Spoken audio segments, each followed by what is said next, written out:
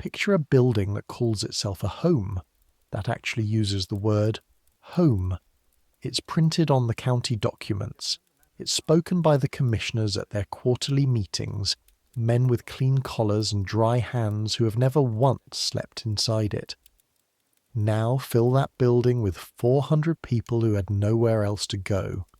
Add the smell of wet wool and boiled turnip and something underneath those things that you won't be able to name for your first 3 days, until one morning you realise it's the smell of bodies that are already in the process of becoming something other than people.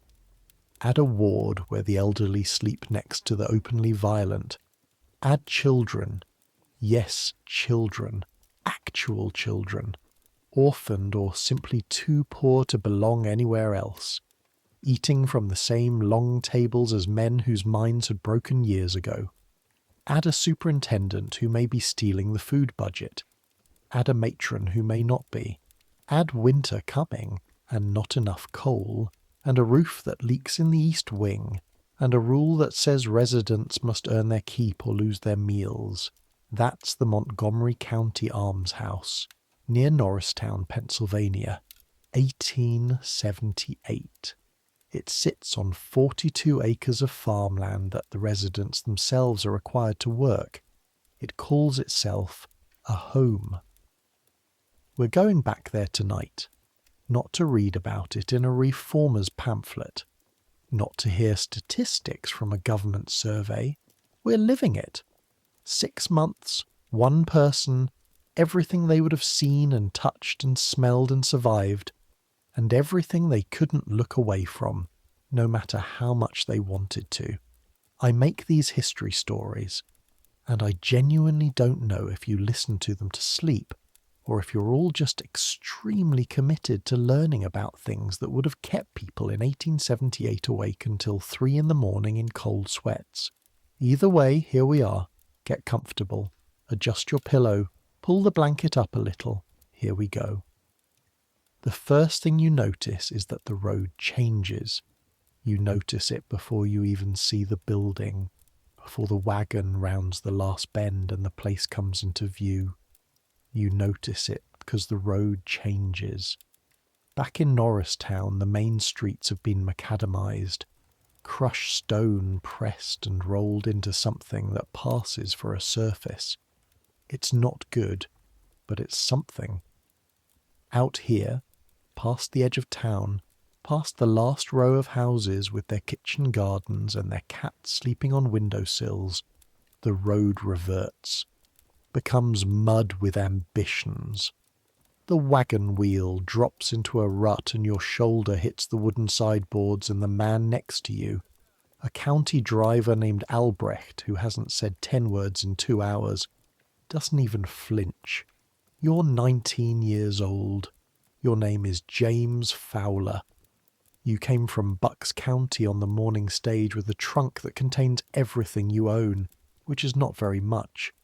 2 changes of clothes, a Bible your mother pressed into your hands at the door, a small knife for eating, and a letter from your Uncle Carl that explains who you are and why they should hire you. The letter describes you as honest, capable, and willing to work hard. You hope that's enough.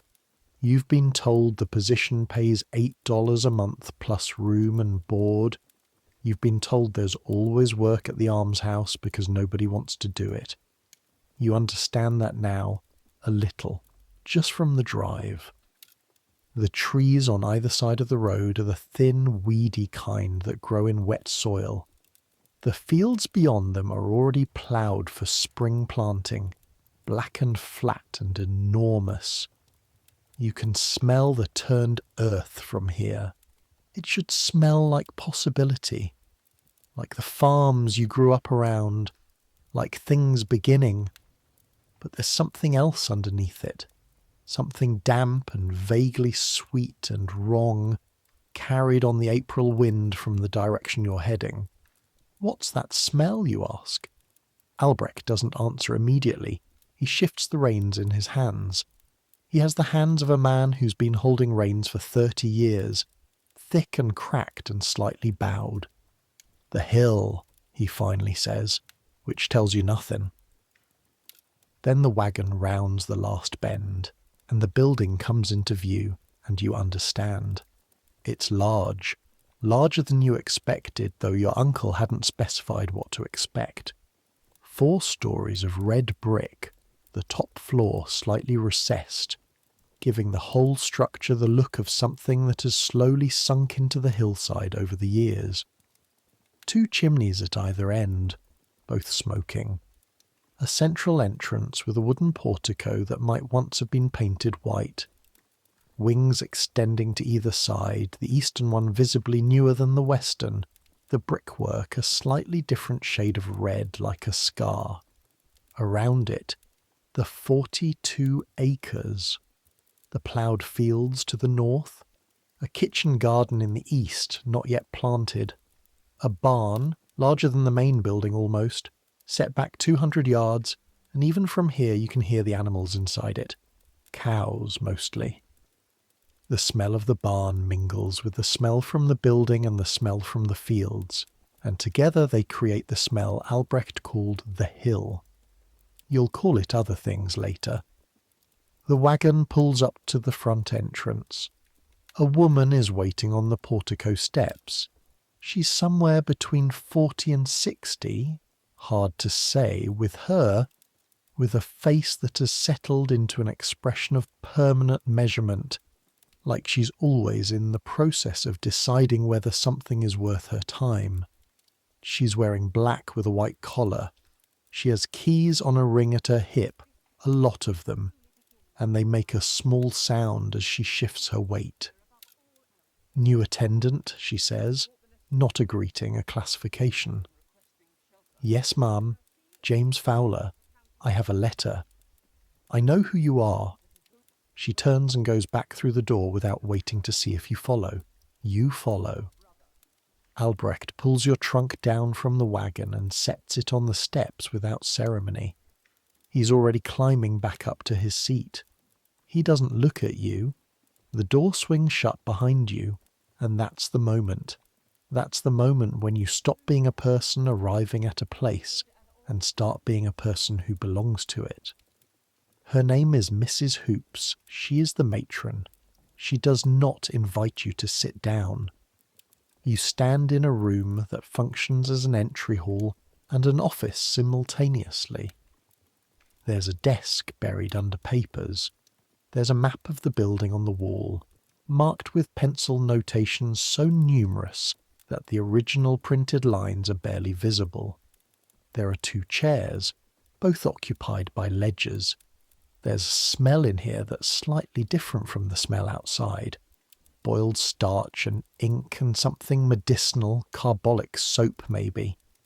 And underneath those things, the same damp sweetness from outside. Inescapable. $8 a month, she says, not looking at you. She's already writing in a ledger. Meals in the staff dining room, which is the back room off the kitchen. You'll sleep in the male attendant's dormitory, 2nd floor, north wing, she pauses. You'll be sharing with 3 others, Ellis, Pratt and Ketterman. You'll meet them tonight. What will my duties be? She looks up then, measures you. Everything, she says. And she means it. She means everything, which is a word that takes 6 months to fully understand but begins immediately. The male wards are on the 3rd floor, north side, women on the 2nd, children in the basement annex. The infirmary is in the east wing, 1st floor. The sick room, she pauses, chooses a different word. The other room is at the end of the east wing, past the infirmary. You don't go in there without permission. Superintendent Draper will see you at 4 o'clock to go over regulations. Until then, you'll follow Ellis. He's been here 3 years. He knows the building. She closes the ledger. Do you have any questions? You have approximately 40 questions. You ask none of them because her face says that the asking would be a mistake. No, ma'am. Good. She picks up her keys. They ring softly. "Welcome to Montgomery County Almshouse, Mr. Fowler." She says it the way people say things they've said so many times the words have gone hollow. Ellis finds you in the entry hall. He's 26 from Philadelphia, with a broad flat face and a way of standing with his hands in his pockets that suggests he's decided to be comfortable wherever he finds himself. He shakes your hand without excessive enthusiasm. "First day?" "Yes." "How much did they tell you?" "Not much." "That's normal." He starts walking without announcing it. "They never tell you much before. They let you form your own impressions. Come on." You follow him through a door to the left of the entry, and the building opens up. You've been in churches larger than your family's house. You've been in the county courthouse once for a property dispute that had nothing to do with you. You have a working sense of what large inside means. This is something different. The main corridor runs the full length of the north wing, which is something like 200 feet. The ceiling is 10 feet high. The floor is pine board, painted grey, worn through to raw wood at the centre of the path where feet have travelled for decades. The walls are whitewash plaster, yellowing at the upper corners, gas lamps on brackets every 20 feet or so, not lit at this hour, though you'll come to understand that they're often not lit at any hour because the gas costs money. And on either side of this corridor, behind closed doors, the sounds. A man's voice, low and continuous, the same syllable repeated over and over. A cough, no, more than one cough, layered, a chorus of coughing from somewhere to your right. Somewhere further on, what might be crying, or might be something else, some sound you don't have a name for yet. And underneath all of it, underneath the coughing and the murmuring and the sounds that don't have names, the sound of breathing, the awareness that behind these walls there are hundreds of people breathing in the same building, in the same air, and that air is the air you're now breathing too. "Third floor north is the able-bodied men," Ellis says, not slowing down. 60 of them right now, maybe 62 after intake this week. Ages range from about 30 to about 80. Some are just down on their luck, lost their jobs, nowhere to go, family couldn't take them. Some have been here for years. Some of them were born here. Born here? Children of residents. There are about 20 kids in the basement annex right now. Orphans, mostly, or children of women who came in. They do schooling 2 hours a day. He says this without emphasis, as a fact, the way you'd say the barn holds 40 cows. Second floor south is the infirm women. Some of them can walk, some can't. Third floor south is the insane ward. You stop walking. He continues for 3 steps, then turns back, reading your face. Men and women both, in the insane ward, he says. Separated by a partition wall, but it's not a thick wall. He reads your face a second time. I know. Isn't there, you look for the word, a separate institution? In Philadelphia, yes, there's the state hospital. But to get someone transferred there, you need a formal commitment hearing and a county judge and paperwork that takes 6 weeks. In the meantime, they're here. He starts walking again. Come on, I'll show you the kitchen. The kitchen is in the basement below the main hall, accessed by a staircase so steep and narrow that you have to turn slightly sideways on the way down. The ceiling is vaulted brick, blackened with 40 years of grease and smoke. The room is warm, genuinely, aggressively warm, the warmth of fires that have been burning since 4 in the morning and will burn until 9 at night.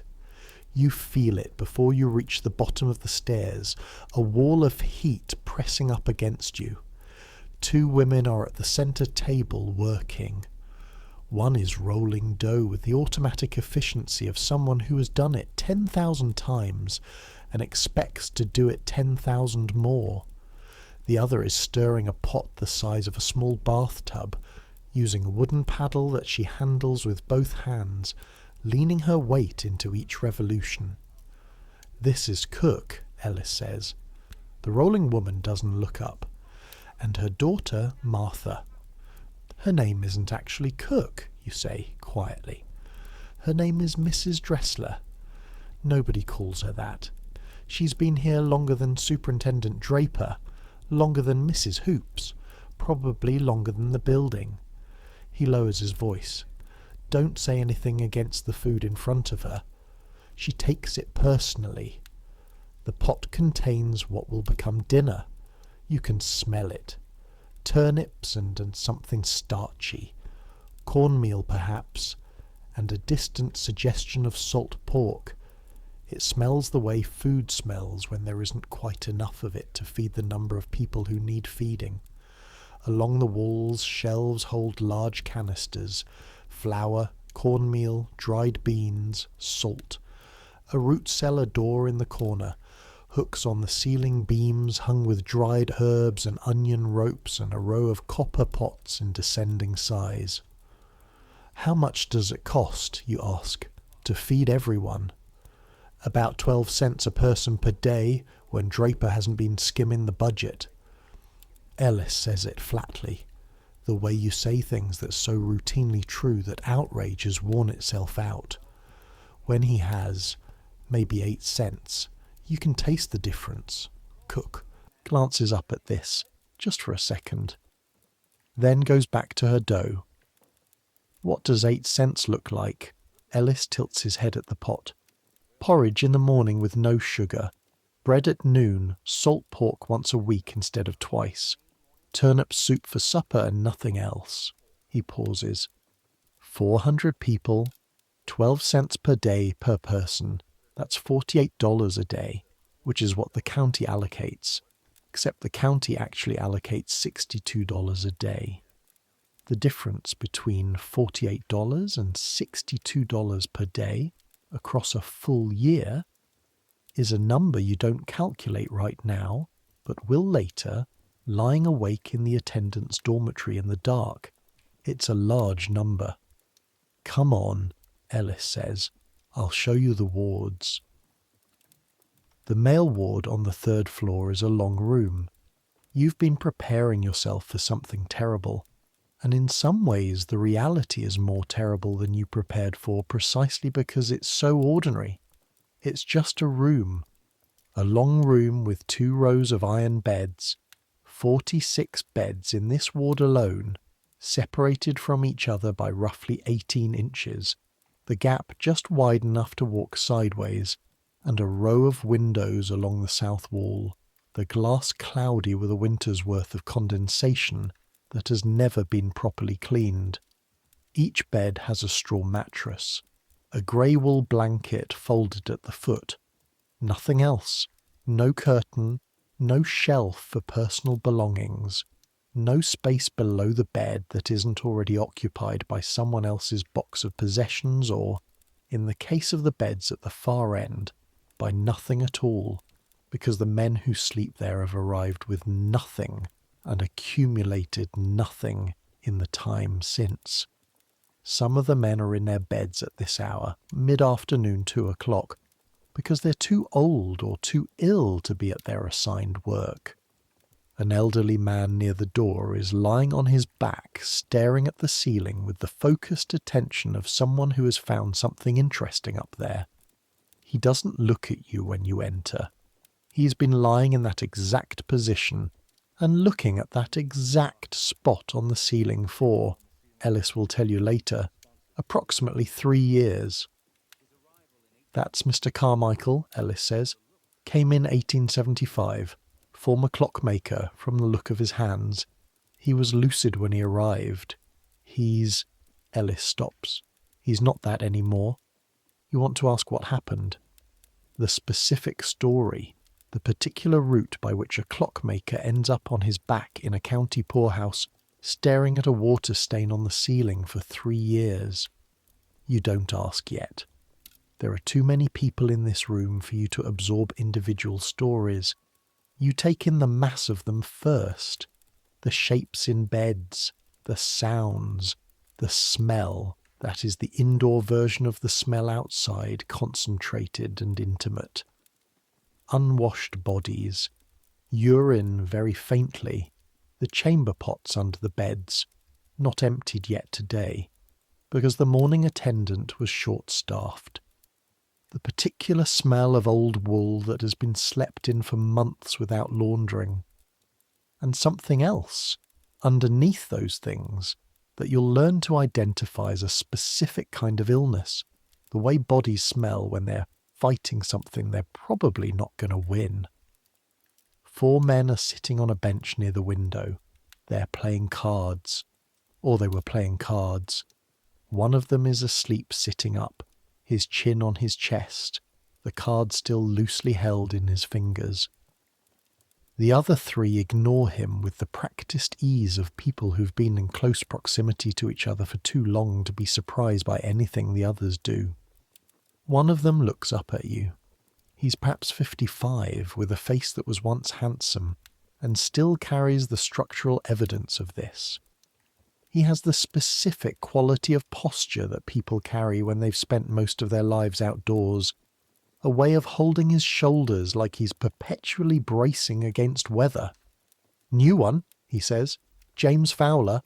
Harlan Moss?" He doesn't offer his hand. After a moment he turns back to the cards. "You'll last longer than the last one if you can handle the smell in the first week."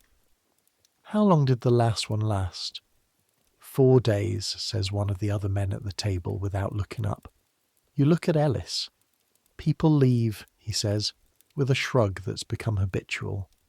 "The work is hard and the pay isn't much, and some people find they can't," he searches for the word, "adjust." "But you've been here 3 years." "I have." "Why?" He considers this question as if it's something he stopped asking himself so long ago that it requires effort to reconstruct. "Somewhere to sleep," he says finally. 3 meals a day. The work matters, even when it's... He looks around the ward. "Even when it's this." Let me tell you what the word almshouse means, because it matters. It comes from the Old English elmes, the gift of charity, the thing you give to someone who has nothing. An almshouse is literally a house of charity, a place built on the principle that society owes something to people who have fallen through every other net. The first American almshouse that properly deserves the name was built in Philadelphia in 1732. Not because Philadelphia was especially compassionate, though it sometimes was, but because the number of poor people in the city had simply outgrown what churches and private charity could handle. The Quakers had been doing what they could. But by 1730, the streets of Philadelphia had beggars in numbers that made begging itself a kind of trade, and the selectmen decided that something organised was needed. So they built the Philadelphia Almshouse on Spruce Street, and they filled it. And within 20 years, they had to build a bigger one. Within 50 years, every major American city had one, and then the counties started building them, because not everyone lived in a city, and poverty doesn't observe city limits. By 1850, there were more than 1,000 county almshouses in the United States. By 1878, there are closer to 2,000. The idea was always the same. Gather the indigent in one place, give them the minimum necessary for survival, and require them to work in exchange. It was called indoor relief, as opposed to outdoor relief, which meant giving money or food to poor people in their own homes, which reformers of the time considered a terrible idea because it might encourage laziness. Indoor relief was better, they said, more efficient, more moral. If you forced people to come to an institution to receive their charity, you discouraged everyone who wasn't truly desperate. Only the genuinely needy would submit to the indignity of the almshouse. The word they used, indignity, they used it openly. The indignity was not a flaw in the system. It was the point. What they built across those 2,000 counties varied enormously.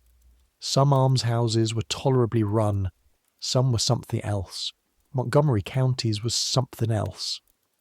At 4 o'clock in the afternoon on your first day, you meet Superintendent Ezra Draper. You've been imagining him since Ellis mentioned the word skimming. You imagine something obviously villainous, a fat man perhaps, with a red face, the kind of corruption that announces itself. This is a mistake that youth makes, the assumption that wrongness announces itself. Draper is a thin man. That's the first thing. He's 50 or so, tall and thin in the way that suggests he's always been thin rather than having become thin through deprivation. He has a narrow face and small eyes that are, if you're being precise, an unremarkable shade of brown. He has the hands of a man who doesn't do physical work, smooth with clean nails. He's wearing a wool suit that fits well but isn't new, and a cravat tied neatly.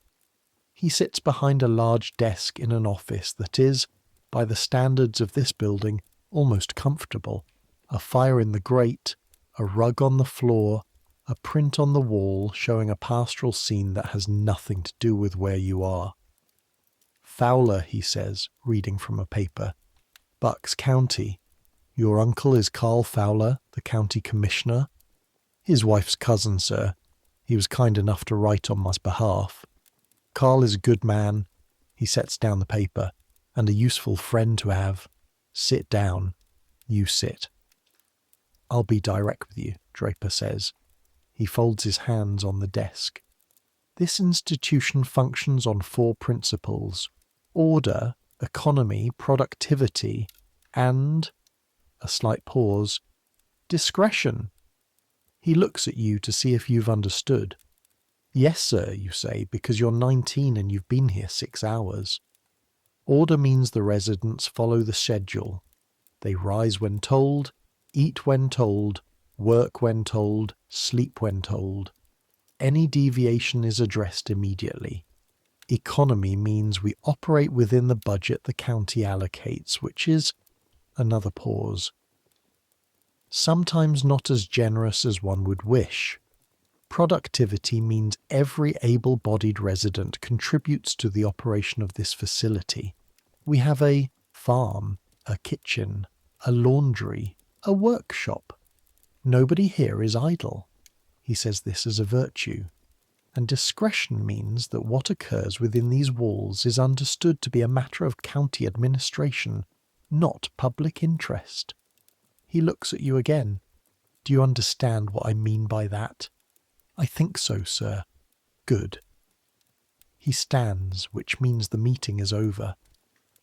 You'll find that most of the residents are perfectly manageable if they understand the structure. Ellis will supervise you for the first month. After that, you'll manage the morning shift on your own. He extends his hand. You shake it.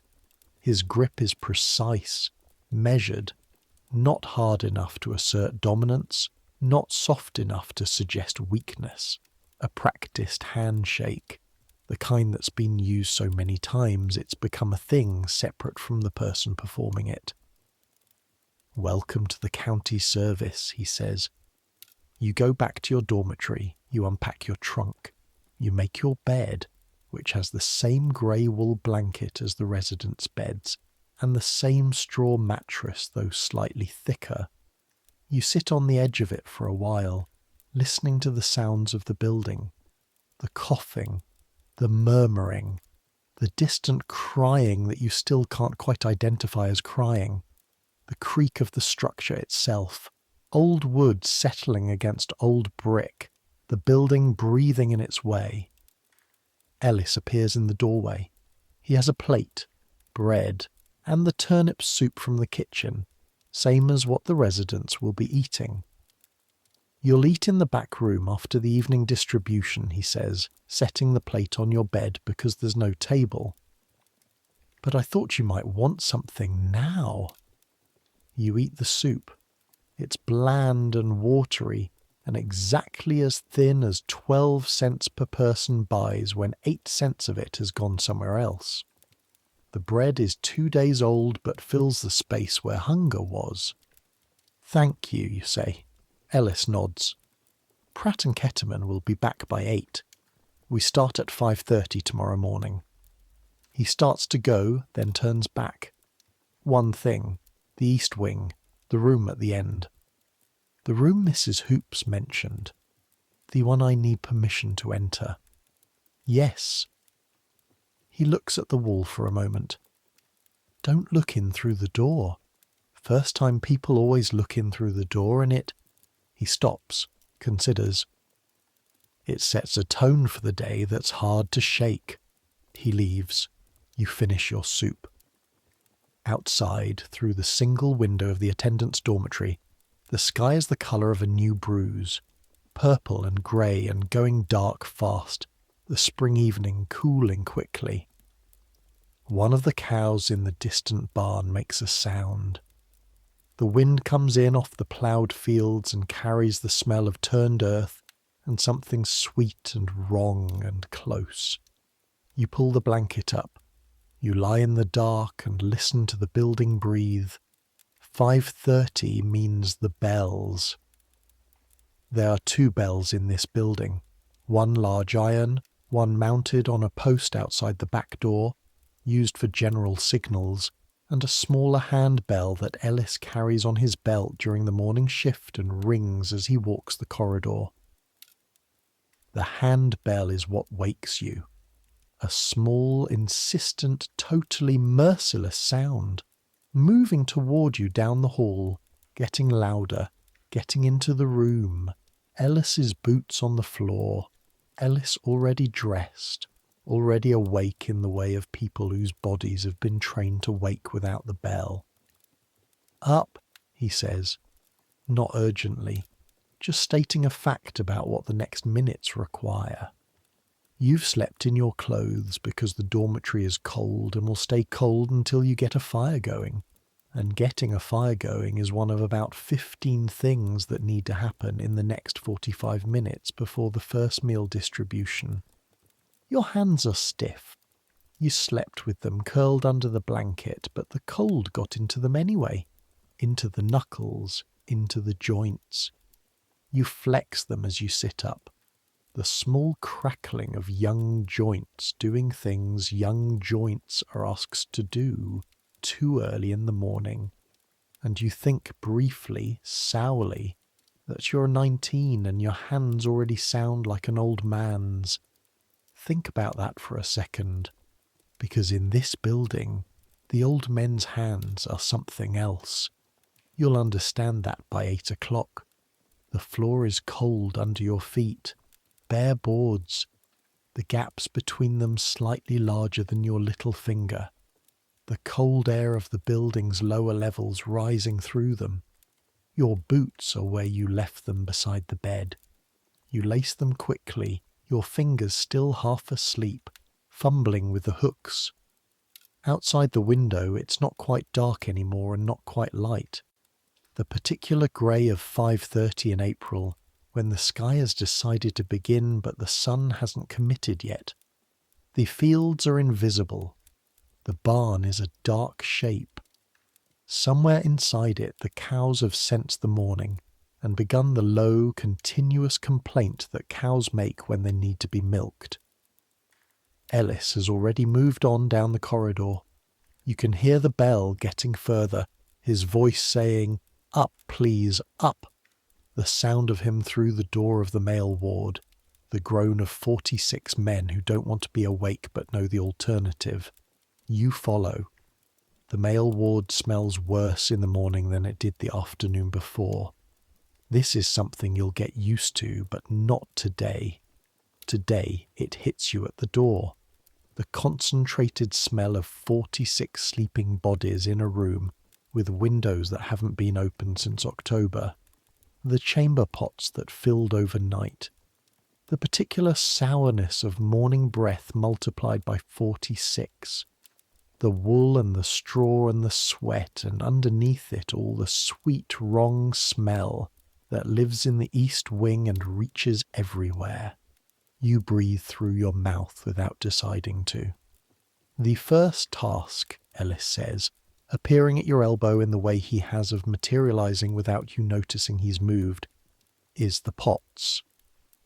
The chamber pots, under every bed.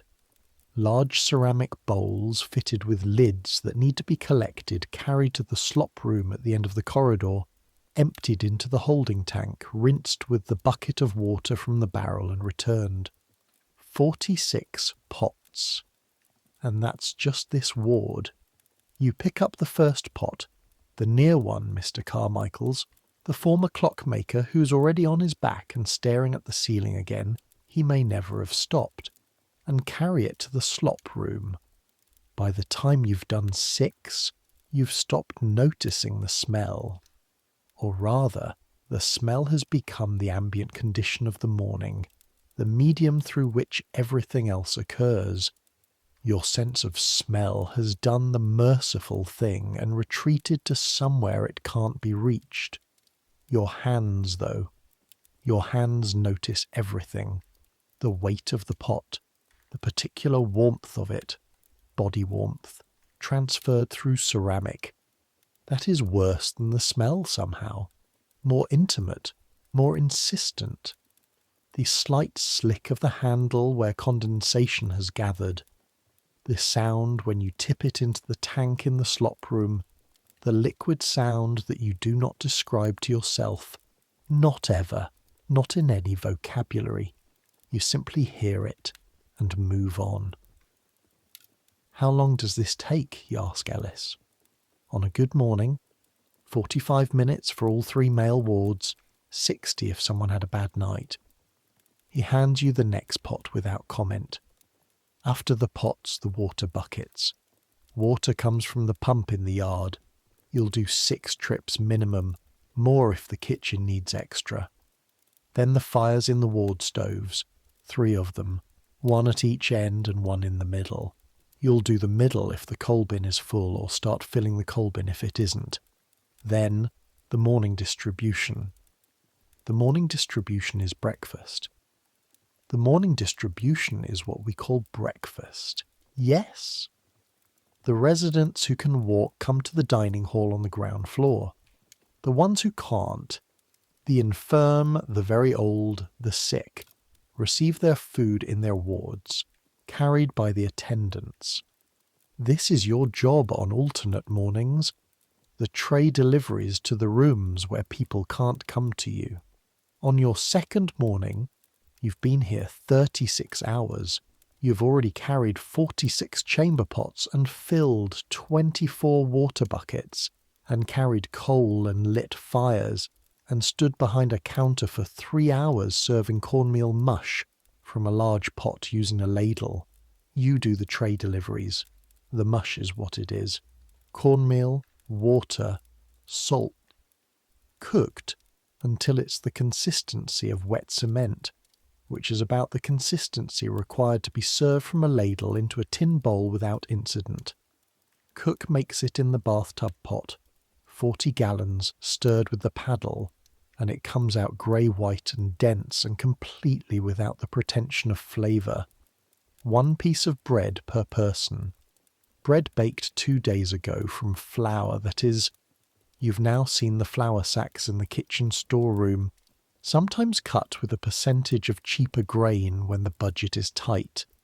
Coffee, technically, though the liquid in the large urns is coffee in, the way that seawater is ocean. Both are wet, and that's approximately where the resemblance ends. You carry the tray. Tin bowls stacked, bread in a cloth, the coffee urn balanced in the crook of your arm, your other hand on the tray's edge, down the corridor, up to the 2nd floor where the infirm women are, the women's ward. You haven't been here yet. Ellis opens the door. It's the same long room as the men's ward upstairs, the same iron beds, the same grey blankets, the same cloudy windows. But the women in the beds are older on average than the men. The men's ward has residents who range from young to old. The women's ward is mostly old, the very old, the kind of old that has passed through ordinary old age and arrived somewhere else, a country where the coordinates are different and the usual rules don't apply. You see this immediately. Before you've taken 5 steps into the room, you see it.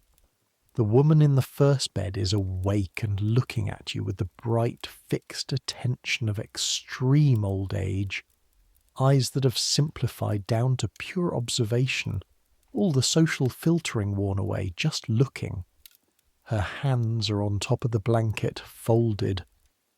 They are extraordinary hands, small, deeply wrinkled, the knuckles swollen with decades of whatever work those hands have done, the veins raised above the skin like rivers on a map.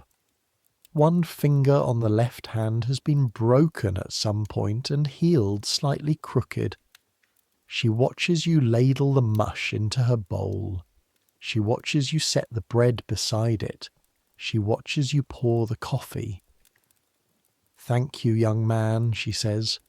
Her voice is stronger than you expected. "You're welcome, ma'am. You're new. 2nd day." She nods as if this confirms something. "They always look like that," she says. "The 2nd day." Like what? Like they haven't decided yet whether to run. You set the next bowl on the next tray and move to the next bed. But you think about what she said for the rest of the morning. Like they haven't decided yet whether to run. The question she's leaving open, which side of that decision leads somewhere better? Her name is Mrs. Elnora Whitfield. She's 81 years old. She came to the almshouse in 1872, 6 years ago, after her husband died, and her son and daughter, she has a son in Ohio and a daughter in Baltimore, decided, after careful consideration and much correspondence, that they couldn't take her in. She will tell you this herself 2 weeks later, when you know her well enough to sit on the edge of her bed during the brief slack hour between the noon distribution and the afternoon work assignments and talk. She tells it without bitterness, which is the most devastating version of the story. They had their own troubles, she says.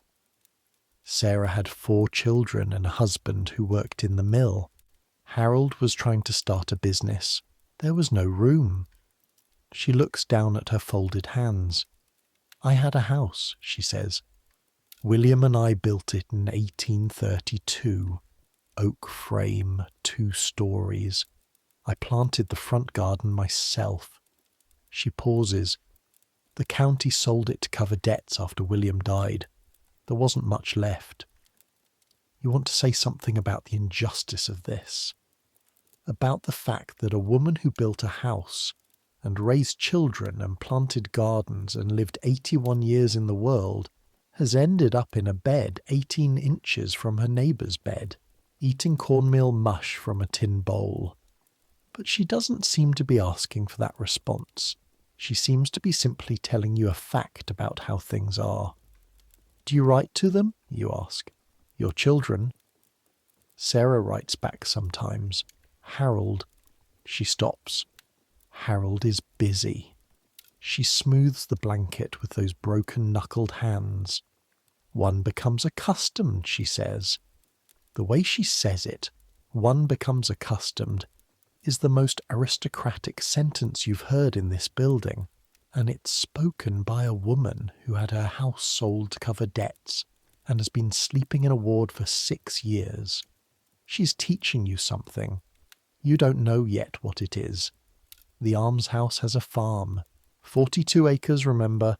Corn, potatoes, turnips, hay for the animals, a kitchen garden for herbs and vegetables for the kitchen, a small orchard, mostly apple, 1 pear, that has gone slightly wild and produces fruit in erratic bursts that cook uses for what she calls apple butter.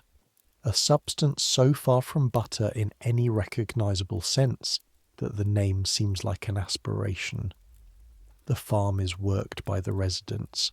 Able-bodied residents. This is the key phrase. The classification that separates who carries the tools from who lies in the bed. And the process by which able-bodied is determined is imprecise. Superintendent Draper conducts intake classifications when new residents arrive. He looks at them. He asks a few questions. He makes a mark in the ledger. A for able-bodied, P for partially able, I for infirm. The S go to the farm in the mornings. The P's do lighter work. Laundry, kitchen prep, mending. The I's are in the infirmary ward and theoretically exempt. The problem is that able-bodied in Draper's ledger does not always correspond to able-bodied in the physical reality of the body being classified. A man of 65 with a bad back and swollen joints might receive an A if the farm needs workers and the A column is running short. A woman of 50 with lung trouble might be classified P instead of I, because the laundry needs her hands. You figure this out on your third week when you spend a morning assisting with the farm crew. There are 22 men on the corn planting crew this morning. The corn goes in late April in Pennsylvania, when the ground has warmed enough and the frost risk is low enough. 22 men with hoes and seed bags working the field in rows. The youngest among them is perhaps 40.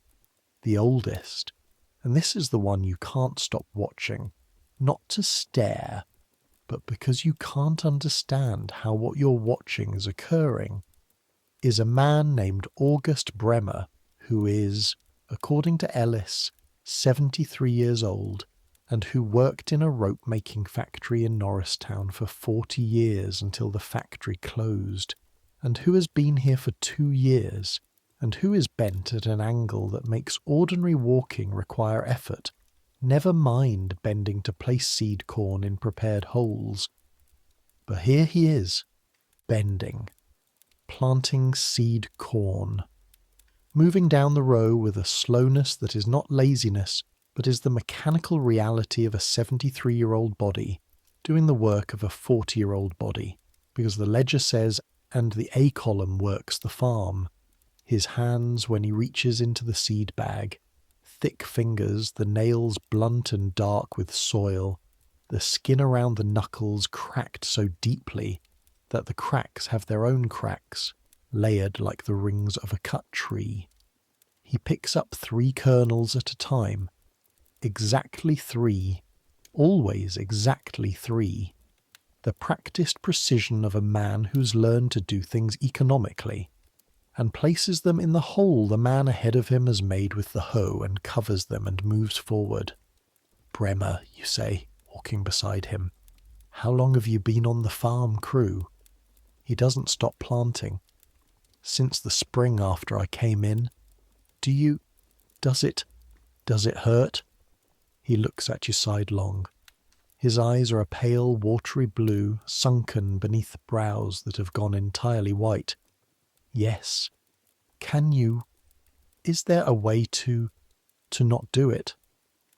He straightens slightly, or as close to straight as his back allows, which is still substantially bent. He looks at you with an expression that is not unkind but is finished with certain kinds of questions. Mr. Fowler, I'm not infirm, I'm able-bodied. It says so in the ledger.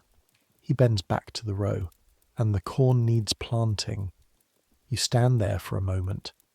The field stretches out ahead of the crew, raw black soil, 22 men moving through it. The April sun is warm on the back of your neck. A crow lands at the edge of the field and watches the planting with the alert professional interest of a crow calculating probability. The thing about a farm is that it's beautiful in the abstract and brutal in the particular. From a distance, from the county commissioner's office, for example, from Carl Fowler's cousin's office, A farm being worked by residents of an almshouse looks like efficiency, like productivity, like the working out of a principle. People who receive charity should earn it. Up close in the field, watching August Bremer's cracked hands place 3 kernels of seed corn in the soil for the 10,000th time, it looks like something else. The laundry is in the basement annex next to the children's rooms. The women who work the laundry start at 6 in the morning. Not before the chamber pots are done. That's the rule. The work is sequenced. But immediately after. By 6:15, the laundry fires are lit under the copper vats, and by 6:30, the first water is boiling. Boiling water. The sound of it. Not dramatic.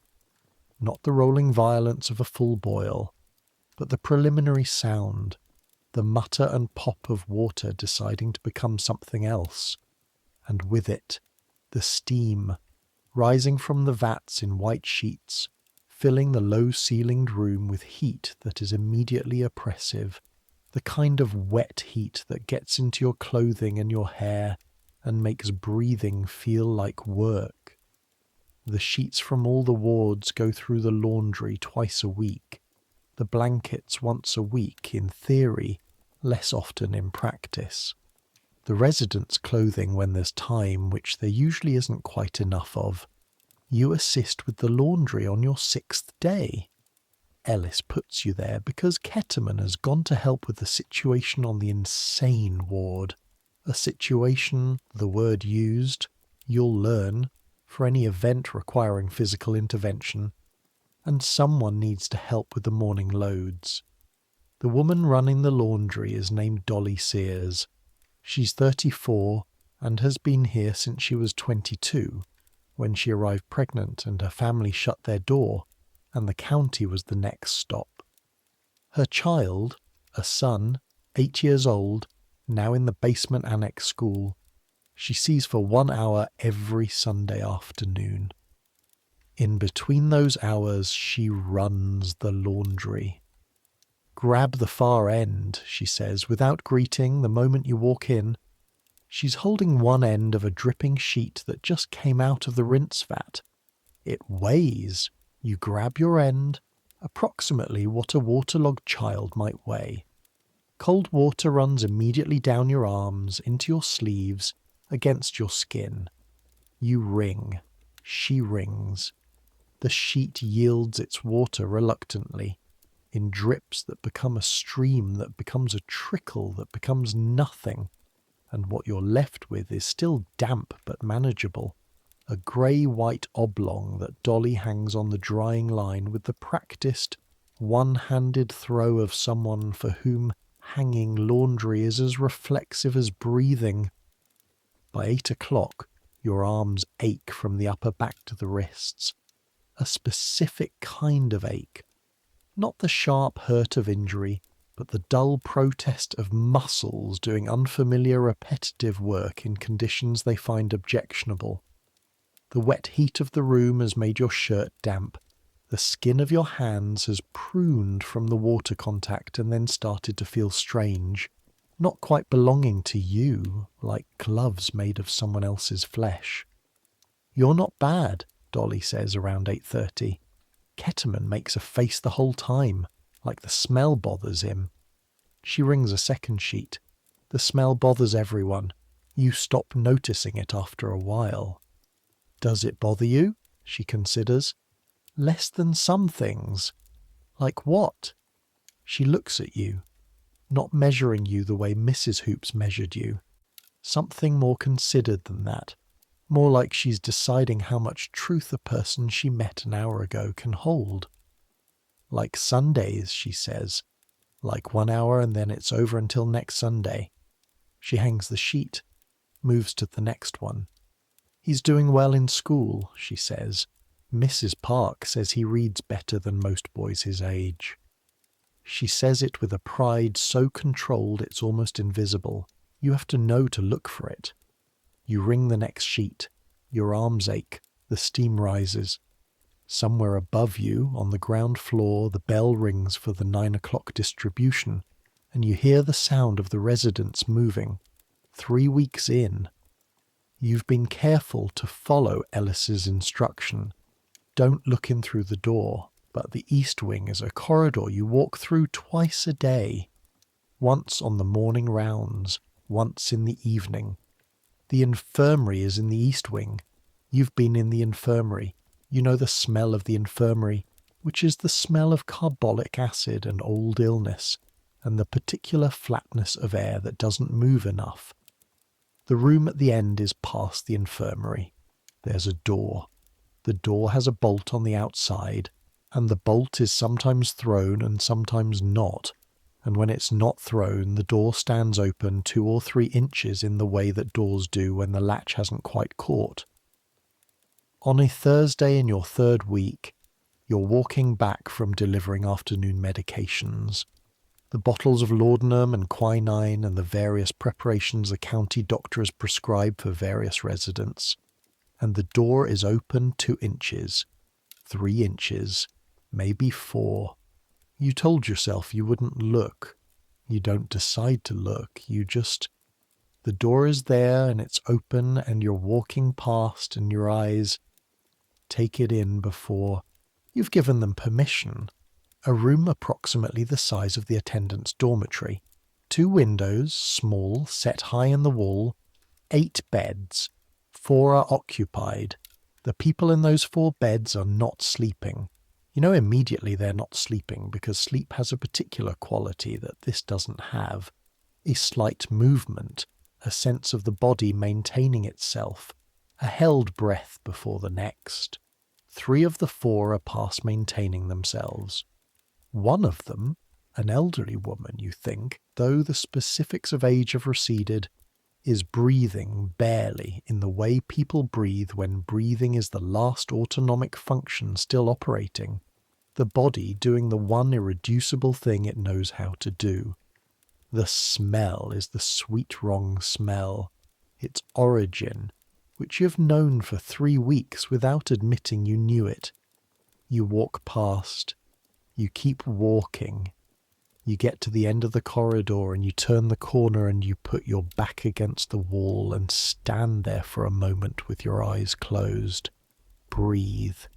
This room is called, officially, the dying room. The ward for persons in extremis. Residents who have entered the final passage are moved here from wherever they were, the infirmary, the ward, wherever, and placed in the beds, and assigned a volunteer sitter, if one can be found, and mostly left to complete the process in whatever time it takes. The volunteer sitter, this is Mrs. Hoops's domain, a network of women from local churches who come to the almshouse on rotating schedules, 2 or 3 per week, to sit with the dying.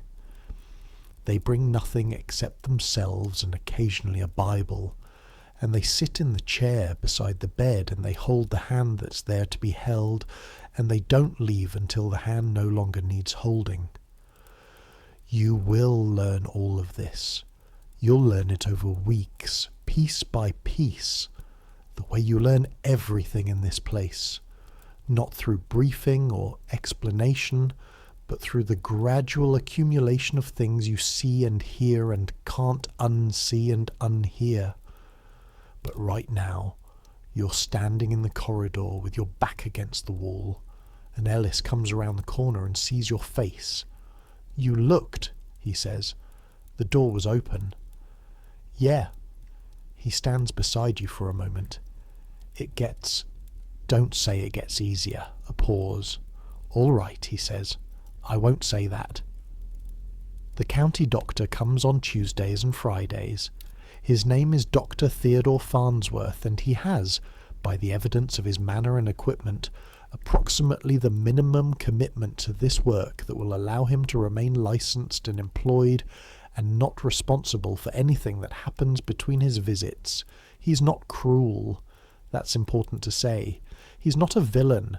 He's a physician with a private practice in Norristown and a twice-weekly county contract that pays him $40 a month for visiting 400 residents, which works out to just under a cent per patient per visit if you do the math.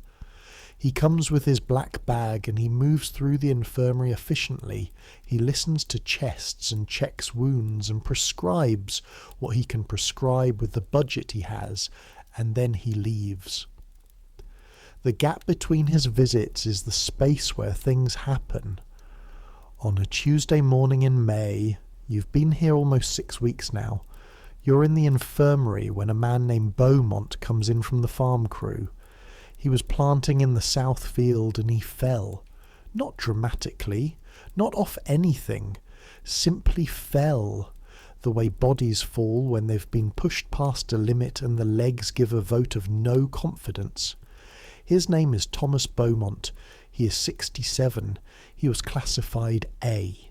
He works the farm crew every morning and the workshop, where the men do light manufacturing work, repairing tools, making baskets that the county sells, every afternoon.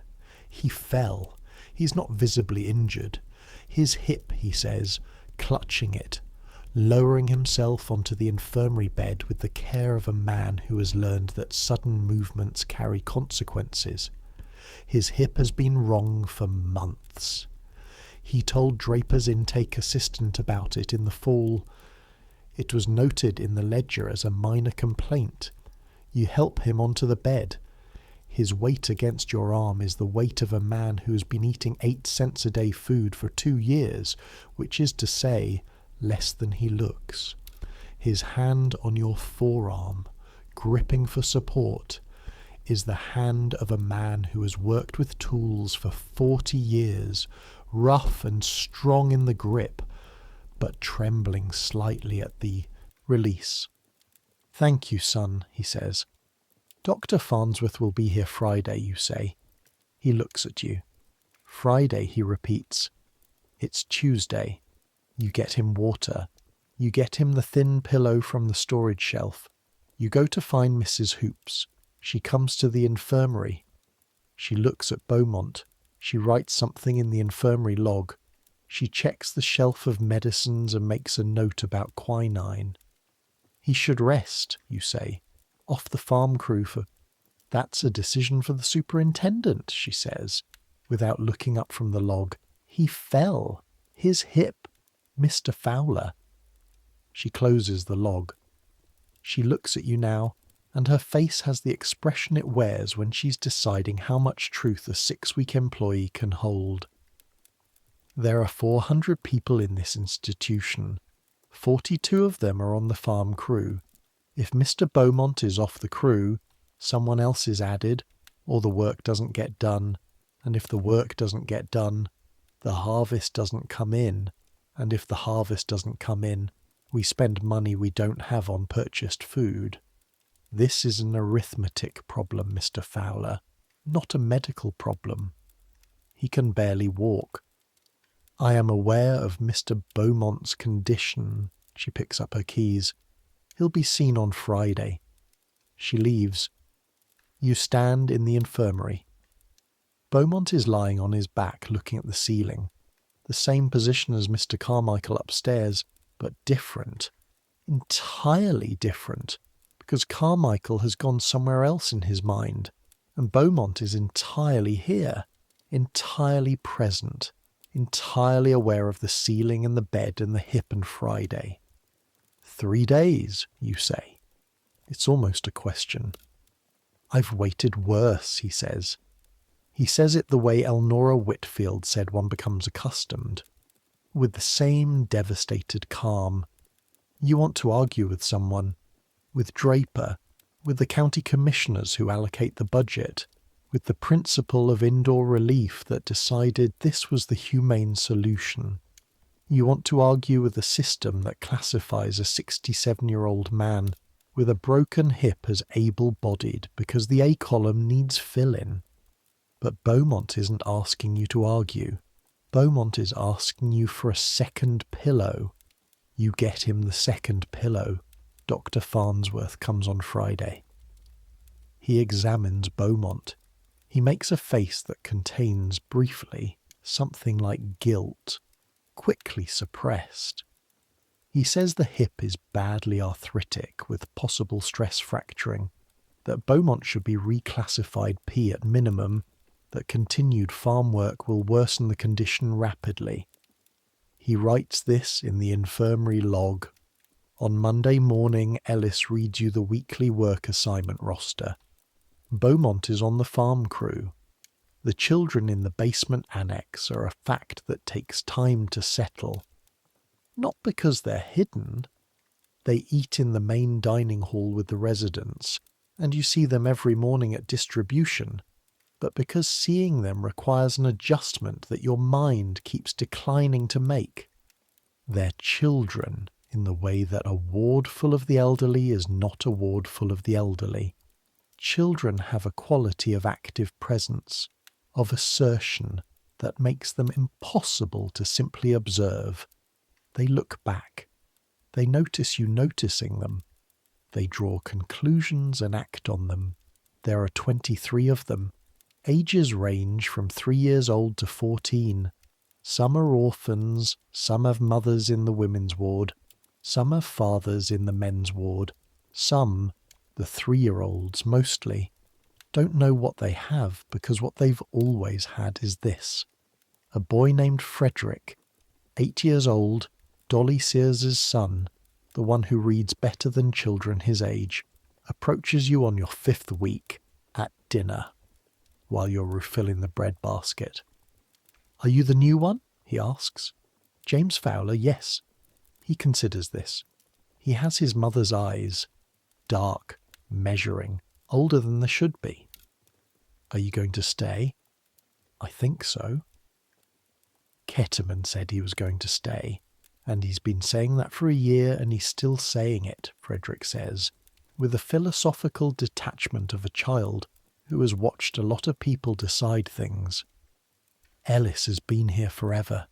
Mrs. Hoops has been here since before I was born. Does that feel, you look for the word, continuous? What does continuous mean? Like it keeps going, like things don't change. He thinks about this carefully, the way children think when they're actually thinking and not just pretending to. Things change, he says. People die and new people come. But the building doesn't change. The food doesn't change. He picks up a piece of bread and examines it. The bread doesn't change. He's not complaining. He's observing. He has the tone of a scientist describing conditions. Do you go to school, you ask? 2 hours a day.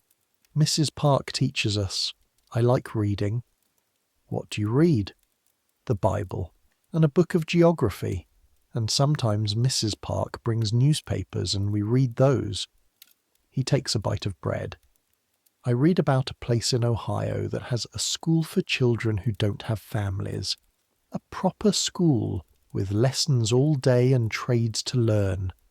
He says it with the contained specificity of a child who has read the same sentence many times in many different ways, turning it over, carrying it. Maybe you'll go there some day, you say. He looks at you with Dolly Sears's eyes. Maybe, he says. Not hopeful, not hopeless, just accurate. He takes his bread back to the children's table. The children eat the same food as the adults. Cornmeal mush, bread, the salt pork once a week, the turnip soup.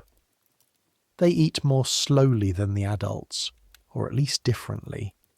They eat the way children eat when they've learned not to waste anything, methodically, cleaning the bowl in the particular pattern of someone for whom food is not casual.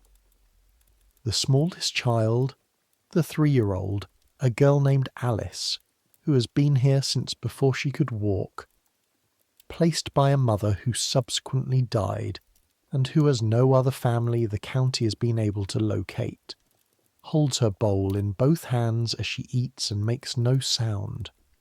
She's a child of enormous gravity. She watches everything, She has adopted, as children adopt things, a cast iron spoon from the kitchen as a companion object, carrying it everywhere, and Cook allows this because Cook has decided this is a reasonable exception to every rule. Alice does not speak much yet.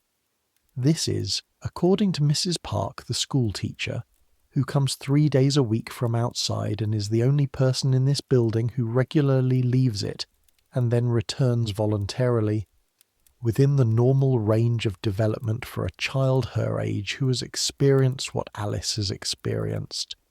Mrs. Park says this with the careful phrasing of someone who has read reformist literature and believes in things. You watch Alice eat. She holds her bowl. She eats with the spoon. She looks at you briefly, with the eyes that have been looking at things in this place since before they were old enough to understand what they were seeing. Somewhere above her, through the ceiling, Elnora Whitfield is doing the same. Somewhere above Whitfield, August Bremer's hands are planting corn. The building contains all of this simultaneously. 3-year-olds and 81-year-olds and everyone between, all eating the same bread from the same kitchen, all sleeping under the same grey blankets. The word they use in the county documents, relief. This is a relief institution. These people are receiving relief. In June, a man arrives who is not a resident. You see him first at the front entrance talking to Mrs. Hoops. He's young, mid-20s, your age maybe, city-dressed, carrying a notebook that he keeps touching the way people touch things they need for confidence. He has a look of careful alertness that you'll learn to identify, but don't yet. The look of someone who has decided the details matter and is trying to catch all of them before they change. His name is George Whitmore. He's a reporter for the Philadelphia Inquirer. He has been sent. This you learn from Ellis, who learns it from Mrs. Hoops, who tells Ellis things she doesn't tell attendants directly, because Ellis has been here 3 years and has earned the level of trust that consists of being informed of things you'll find out anyway. To write a story about conditions in Pennsylvania County almshouses. There has been a reform movement building for years. Dorothea Dix, the great reformer, published her famous memorial to the legislature of Massachusetts back in 1843, documenting the horrors of institutions that house the poor and the mentally ill together. Since then, state by state, county by county, reformers have been pushing for change. The change has been slow, but the newspapers are interested now. This is 1878, and the newspapers are interested in a lot of things they weren't interested in before, and county almshouses are one of them. Draper meets Whitmore in the front entry. You're nearby, carrying the morning tray deliveries, moving slowly so as to hear what you can. Draper's voice has a quality you haven't heard before. Smooth, unhurried, the voice of a man who is comfortable with scrutiny and has prepared for it. The county is extremely proud of this institution, Draper says. We provide complete care for over 400 residents, medical attention, regular meals, meaningful work. Whitmore is writing. What is the budget allocation per resident? A small pause, barely perceptible. Approximately 12 cents per day, per resident. And what portion of that, Whitmore consults something in his notebook, goes directly to food and provision versus administrative costs?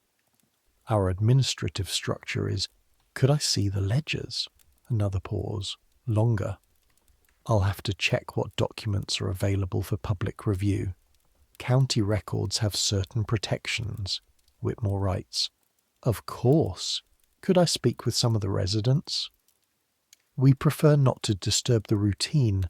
The residents do best with consistency. Just a few minutes. I'll see what can be arranged.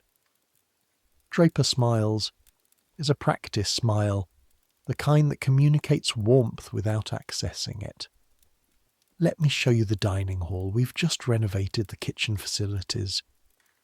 He steers Whitmore toward the dining hall, away from the east wing, away from the north ward with Mr. Carmichael staring at the ceiling, away from the infirmary where Beaumont has been reclassified after finally being allowed to stay off the farm crew, after 3 more weeks of farm crew, after the fracture worsened, after Dr. Farnsworth wrote a stronger notation in the log. You watch them go. You stand in the corridor with your tray deliveries, the bowls cooling, thinking about what discretion meant. The 4th principle. You've been here 10 weeks and you understand it now with a specificity you didn't have in Draper's office. Whitmore manages somehow. You never learn the specifics, whether Mrs. Hoops arranged it or he simply slipped away while Draper was occupied, to find his way to the women's ward. You're in the corridor when you hear his voice through the door, and then Elnora Whitfield's voice, which is the stronger of the two. How long have you been here, Mrs. Whitfield? Whitmore's voice. 6 years. Hers. And how would you describe the conditions? A pause that you can hear through the door. A specific kind of pause. It is a house, she says. It provides shelter and food. The staff are mostly kind. She pauses again. The food is sometimes insufficient. The room is cold in winter. The doctor comes twice a week and it is not always enough. Another pause. What would you want people to know? Whitmore asks. I would want them to know, Elnora Whitfield says, that most of us were not idle. We were not wasteful. We worked. We built things. The sound of her smoothing the blanket, which you know even through the door. The particular sound of old hands on wool. We built things, and we're here anyway. She says this without anger, just with the accuracy of someone who is done with the polite lie. Thank you, Mrs. Whitfield. You're welcome, young man. A pause. Then, the article you write. Will it change anything? You can hear him thinking, the rustle of his notebook. I hope so, he says. Good, she says. Then write it well. 3 weeks after Whitmore's visit, a letter arrives from the Board of County Commissioners. A formal inspection. 2 commissioners, a doctor from the State Board of Health, and a representative from the State Board of Charities, which is the Pennsylvania body charged with oversight of institutions like this one, in 4 weeks. The 4 weeks before the inspection are instructive. Draper calls a meeting of all staff. In the meeting he uses the word standards 11 times by your count. He announces that the East Wing will be repainted, that the infirmary will receive new supplies, that the kitchen will begin, temporarily, he doesn't say temporarily, but the word is present in the way he says it, a modified menu that includes more variety, that the farm crew assignments will be reviewed. 4 weeks of modified menu means 4 weeks of slightly better food. Not good food, the constraints of the budget don't transform overnight, but food with more salt pork, with occasionally a real vegetable that isn't a turnip, with bread that doesn't have quite as much of whatever cheaper grain has been stretched into it. You watch the residents. Notice this. It's one of the more quietly devastating things you've witnessed. They notice without comment, with the wariness of people who've been given things before only to have them taken back. Harlan Moss at the card table takes an extra piece of bread and wraps it in his handkerchief instead of eating it. Why are you keeping that, you ask. He looks at you sideways. It'll stop in a month, he says. Better to save what you can. He is, of course, right. Beaumont from the infirmary. He's been reclassified, and is no longer on the farm crew. hears about the review from the morning attendant who mentions it too loudly in the corridor. He says nothing about it to you directly. But when you bring his afternoon tray, he has a look on his face that is not hope exactly, but something adjacent to it, something that wants to be hope and is afraid to be. Don't, you want to say. Not because it's impossible, but because the wanting is its own kind of pain. The inspection day arrives on a Tuesday in July. The building looks different. Not dramatically. There's only so much 4 weeks of preparation can do to a brick structure that's been accumulating institutional fatigue for decades. But the east wing corridor has been repainted, a fresh white over the previous yellow that was in the process of becoming brown. The infirmary has new shelves with properly labelled bottles. The dining hall floor has been scrubbed to within an inch of its life. The children have been given clean clothes. Not new clothes, but recently laundered and pressed, a distinction that is itself a comment. Alice, the 3-year-old, carries her iron spoon with extra dignity. Draper walks the commissioners and the state doctor through the building with the ease of a man leading a tour of a place he's proud of, which is either a performance or a psychological achievement so complete it amounts to the same thing. He shows them the kitchen, he shows them the dining hall, he shows them the workshop where the men make baskets, he shows them the men's ward, and the women's ward, and the children's annex. He does not show them the east wing. One of the commissioners, a younger man, perhaps 35, with the look of someone newly appointed and still in the phase where things disturb him, asks about the east wing. The infirmary is at the end of the east wing, Draper says. You saw the infirmary. The room past the infirmary. A pause. The practised pause. That is the room reserved for residents in critical condition. I'd prefer not to disturb them. The younger commissioner looks down the corridor. He looks at his notebook. He starts to say something. The state doctor cuts in, asking about medication protocols. The conversation shifts. The younger commissioner writes something in his notebook. You're standing at the end of the corridor, staying as peripheral as possible, watching all of this. Ellis is beside you. Will it change anything? You ask him, quietly. The same question Whitmore was asked. Ellis is quiet for a moment. He has the face he wears when he's deciding whether to give you the accurate answer or the livable one. The report will recommend improvements, he says. Some of them will be implemented. The farm crew assignments will be reviewed. Actually reviewed for a few months. The budget will probably be scrutinized more carefully. He pauses. And then it'll go back to what it is, not because anyone decides to let it. Just because a system is what it is and the county is what it is, and there are 400 people in this building, and 33 of them would need to be somewhere else for the rest of them to have adequate care, and there isn't a somewhere else. He says it without bitterness, with the same exhausted accuracy that everyone in this building uses for things that are simply true. The commissioners move past you toward the exit. Draper follows them, already talking about cost efficiency. The east wing door stands at the end of the corridor. The bolt is thrown today. August comes in hard. Pennsylvania August is a specific kind of heat. Not dry, not clean, not the open sky heat of drought, but wet and heavy and present in the way of something that has decided to stay. The air over the fields shimmers. The corn is now 6 feet tall, and the smell of growing corn mixes with everything else in a way that should be good. Corn is a good smell, sweet and green, but in this heat, mixed with what it's mixed with, it becomes overwhelming. The building doesn't cool at night. The brick holds the heat of the day and releases it slowly, slowly.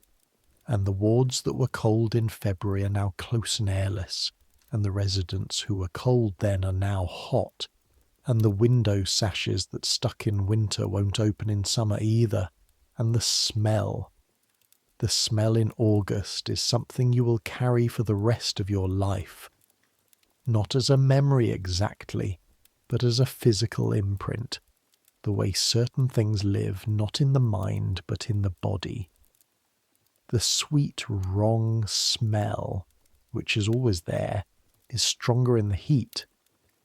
The bodies in the beds, the sweating bodies of people who are old or ill or both. In August, the air in the wards is a substance you move through rather than breathe. You become, in August, a better attendant, not through intention, but through necessity.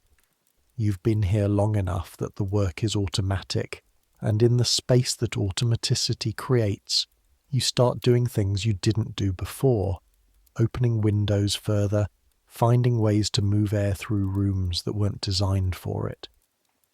Getting water to residents in the afternoon who can't always ask for it.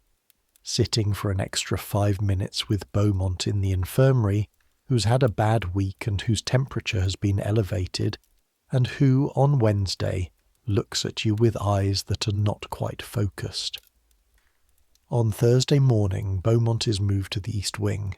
You don't see it happen. You're on the morning pot rounds when it happens. Ellis tells you afterward, tersely, in the way he reports things he doesn't want to discuss, but you need to know. When? You ask. 6 this morning. Farnsworth was here. He stayed overnight because of the heat. 3 residents in distress. Did he?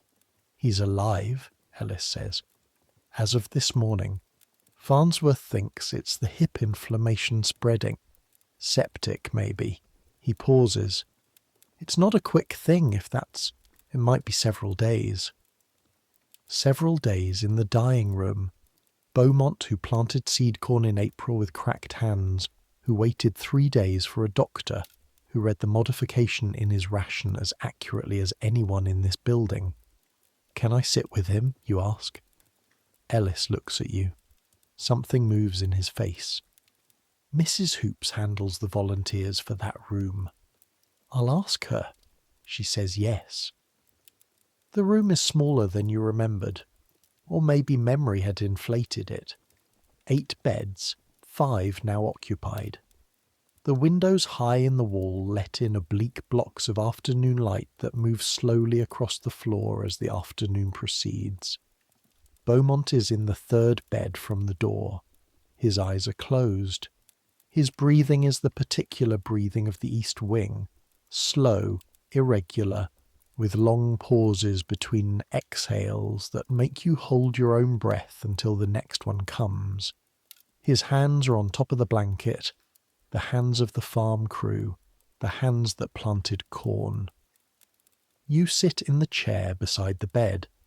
There is a wooden chair.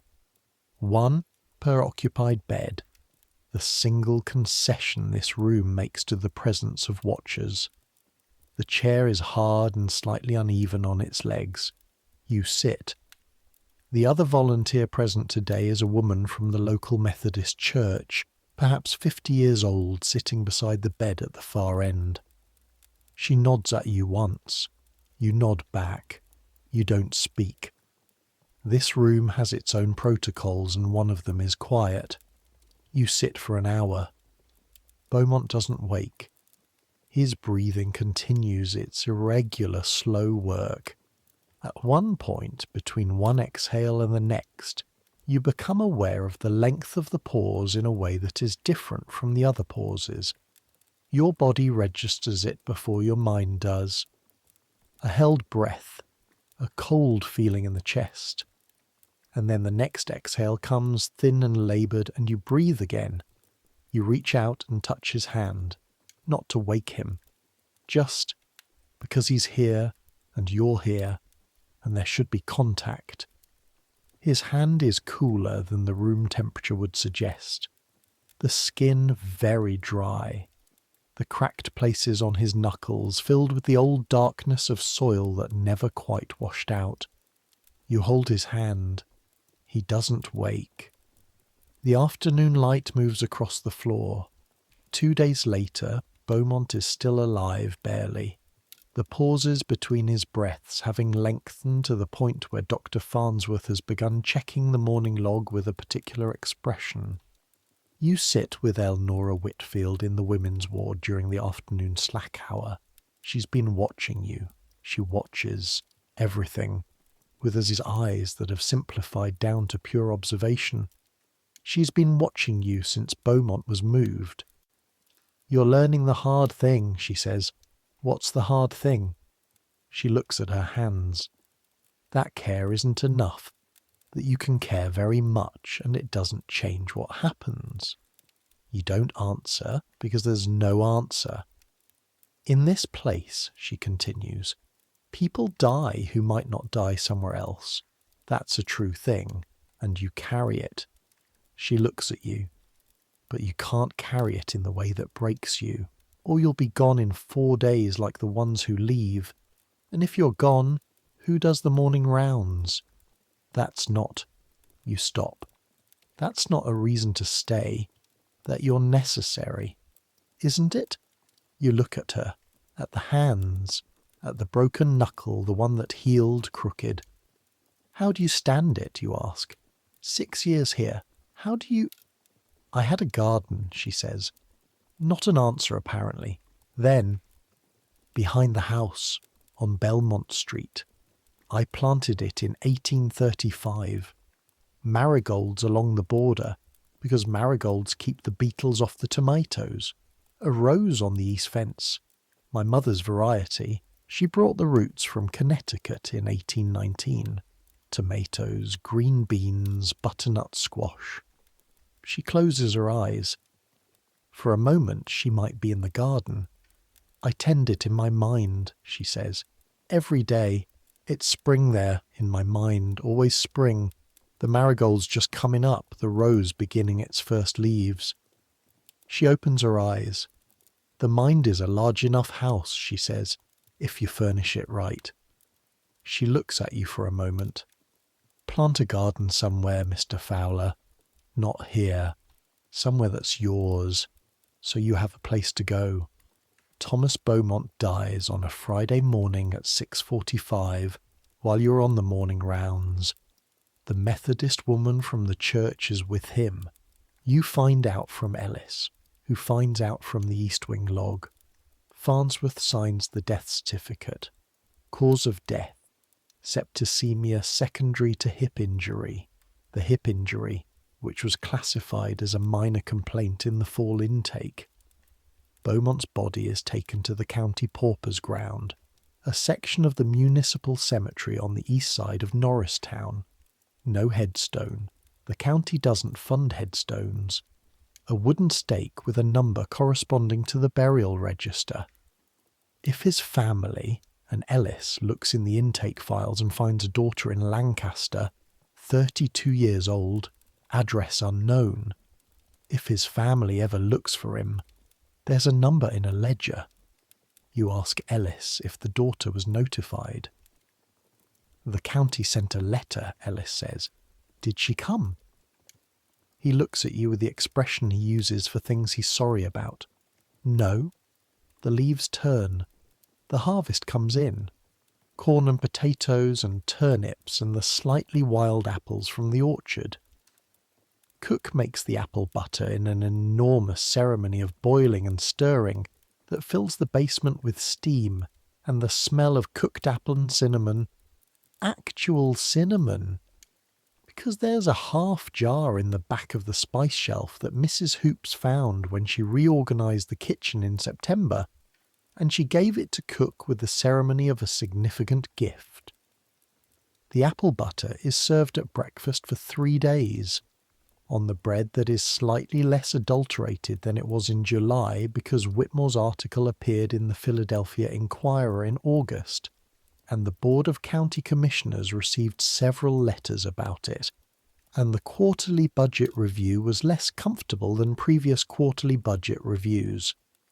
The article was good. You read it when Ellis brought it in.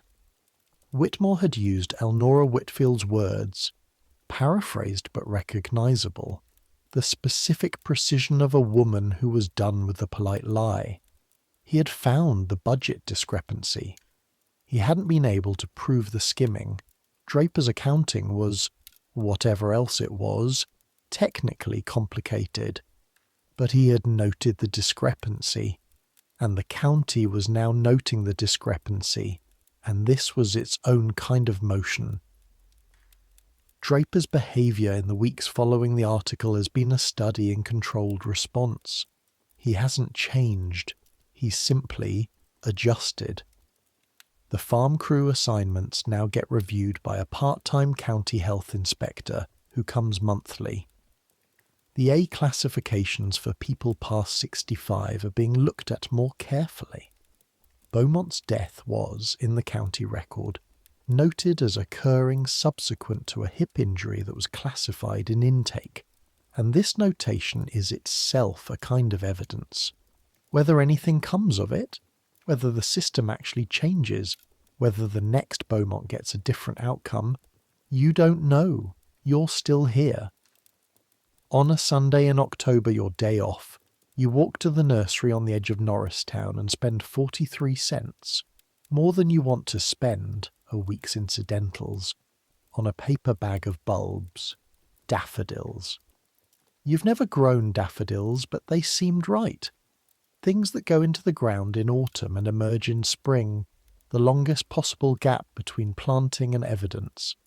You plant them in the small patch of bare ground behind the attendant's wing, the strip of soil between the building and the fence that has never been used for anything because it doesn't get enough sun for vegetables. Daffodils don't need that much sun, the nurseryman said. You plant them 6 inches deep, the way the package says, in the grey October ground that's starting to firm with the coming cold. Your hands in the soil, the smell of it, cold and mineral and real, a different smell from anything inside the building. Ellis comes round the corner while you're planting and stands watching with his hands in his pockets.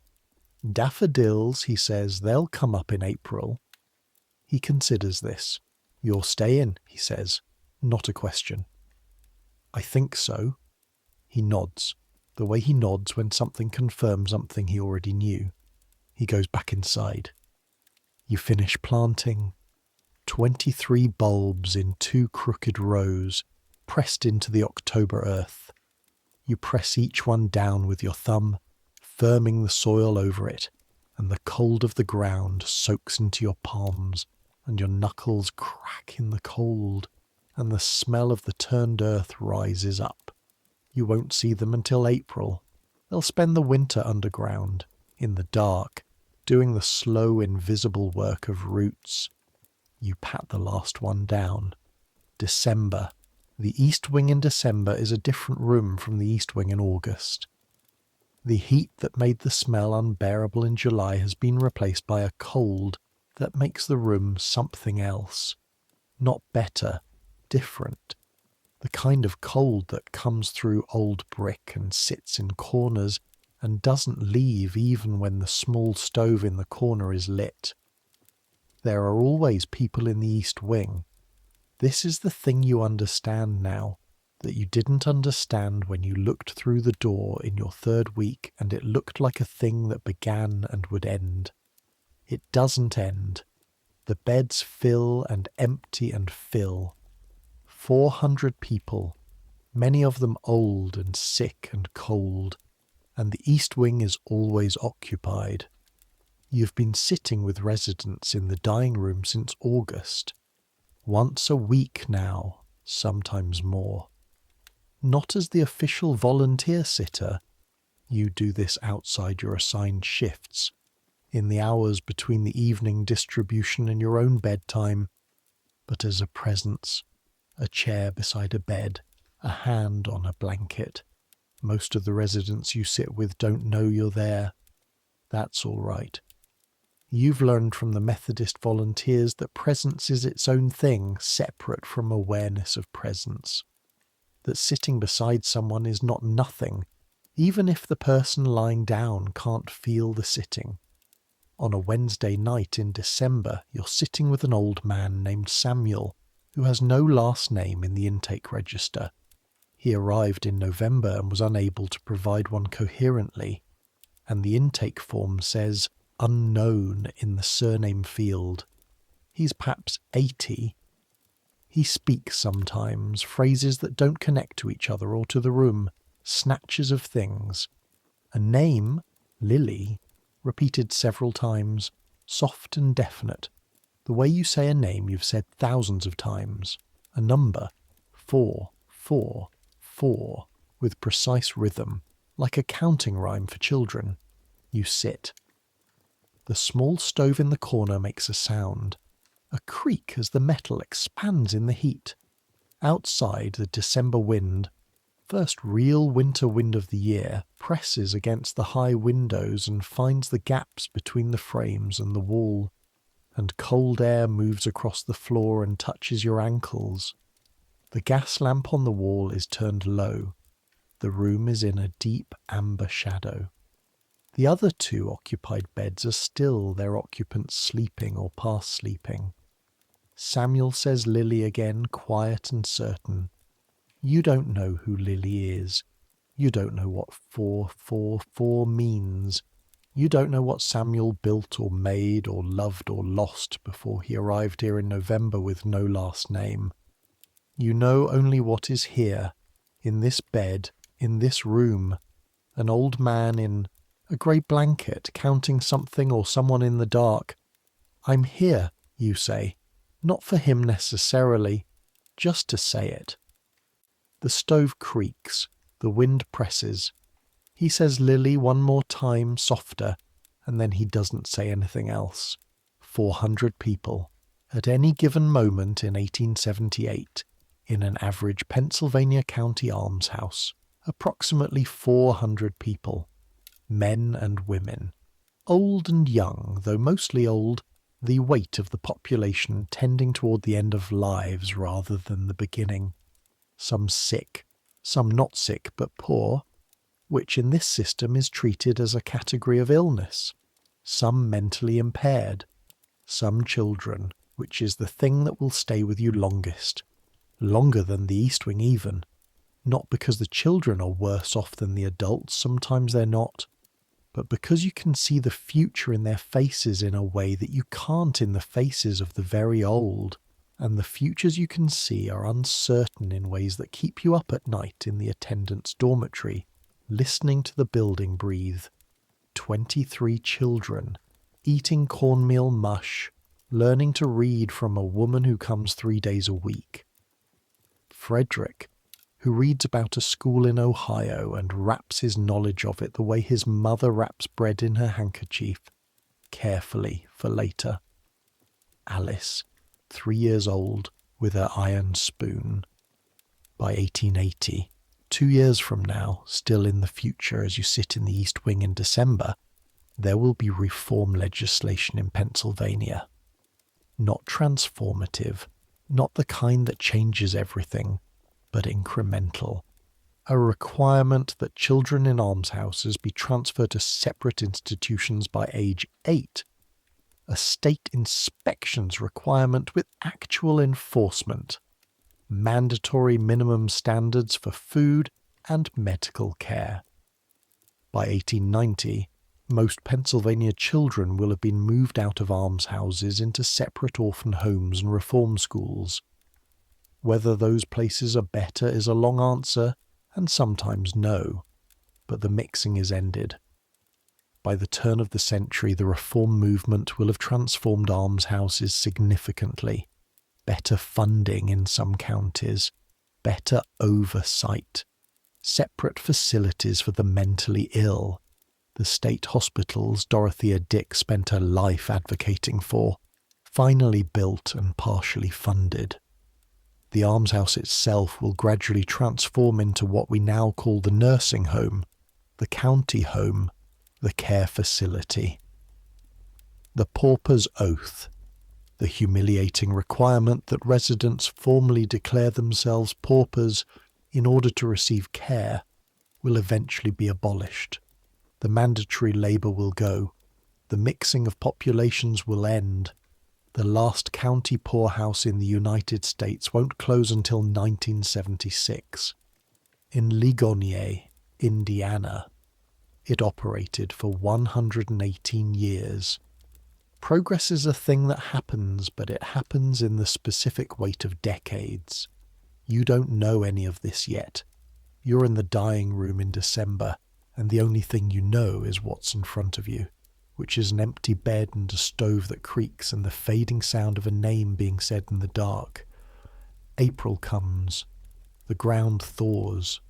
The farm crew, different now, after the county health inspector's October review, the assignments more carefully calibrated, Draper's intake classifications more closely scrutinised, begins the spring planting.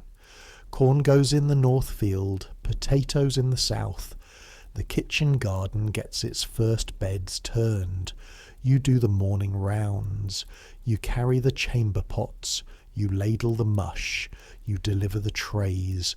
You count out the medications. You sit in the east wing on Tuesday and Thursday evenings. The building runs through its rhythms like a clock, like the one Mr. Carmichael used to make in whatever previous life left its mark on his hands, running through its functions with the persistence of a mechanism too heavy to stop. You go around the side of the building to the patch behind the attendant's wing, where the ground is soft from the thaw, and there they are, 23 daffodils, small, yellow-green, the fir shoots barely 2 inches above the soil, but there, absolutely present, pushing up from the October darkness into the April light. You stand and look at them for a while. They're not magnificent. They're just daffodils, doing what daffodils do, emerging from the ground they were put into and turning toward the sun. Ellis comes around the corner. He stops. "Well," he says. "April, you say?" He looks at the daffodils. Then he does something you haven't seen him do in 6 months of working beside him. He smiles, actually smiles, the expression reaching his eyes, the face that has settled into habitual practicality briefly becoming something else. "Good," he says. He goes back around the corner. You stay a moment longer. The April sun on your face is thin but real. The ground around the daffodils is dark and soft. From the barn, the sound of the cows, their daily morning complaint. From the building behind you, the sounds of the building. The morning rounds in progress, the bell, the shuffle of feet, the coughing. Elnora Whitfield will die in September. You don't know this yet. She will die in the East Wing on a Tuesday morning, with the Methodist woman from the church and you beside her, holding each hand respectively. She will not say anything at the end, will simply stop, the way the sea stops when it reaches the shore. Before that, in July, she will tell you about the garden on Belmont Street one more time, and this time she will tell you something she didn't tell you before. That in the last year before they sold the house, the rose on the east fence bloomed more prolifically than it had in any year since she planted it. 63 blooms, she counted. As if it knew, she will say. As if it wanted to give everything before the end. You will remember this for the rest of your life. Not as a lesson exactly, but as a fact about how things are. The way some things give more just before they stop. The attendant's dormitory at 10 o'clock at night. Pratt is already asleep, face down, breathing the even breathing of a man with a clear conscience or no imagination.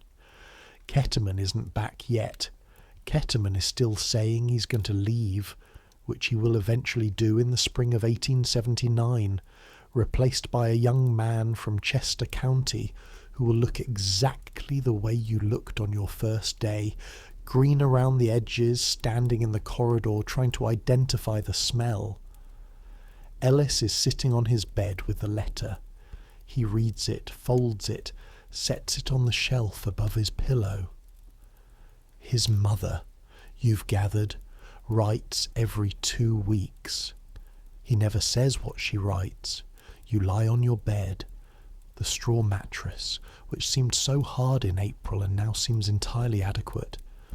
Your body having recalibrated to the point where this is simply what a bed is. The grey wool blanket, the cold that seeps up through the floor.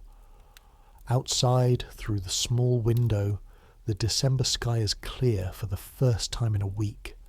Stars, actual stars, the scattered, improbable million of them visible on nights when the coal smoke from the 400 stoves of Norristown doesn't block them out. The sounds of the building, the coughing, always the coughing. Mr. Carmichael's breathing, 3 floors up, which you can't hear but know is there. Frederick's breathing in the basement annex, slow and steady as a child who sleeps well and dreams, you hope, about the school in Ohio. Alice's breathing beside him, her iron spoon on the shelf beside her bed. The east wing, 3 beds occupied tonight. The Methodist woman came this evening, a different one from usual, a younger one, nervous, this her first time, and you spent a few minutes with her in the corridor before your shift ended, telling her what you knew.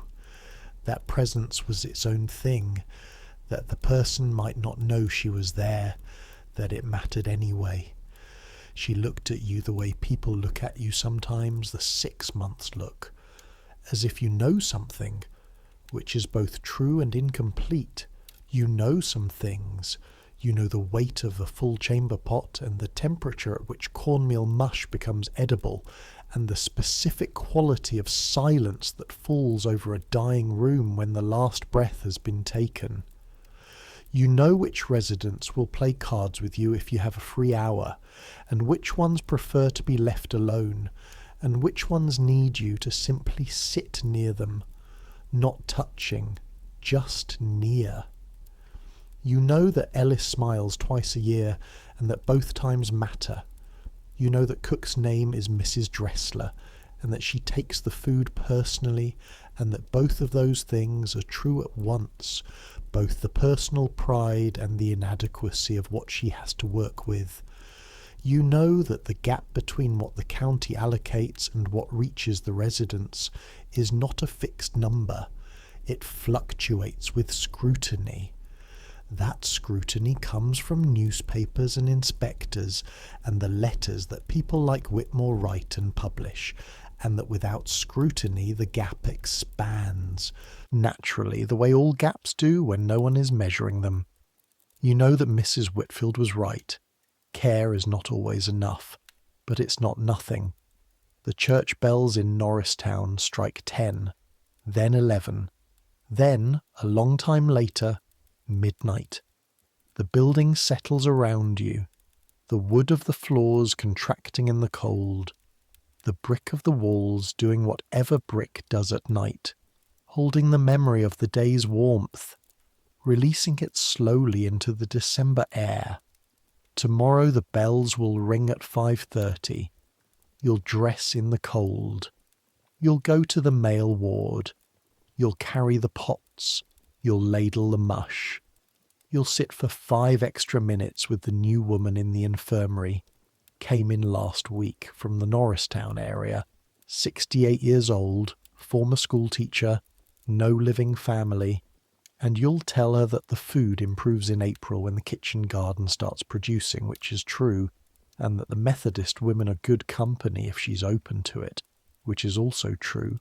And she'll listen with the wariness of someone learning a new place, the same wariness you had, the same wariness everyone brings.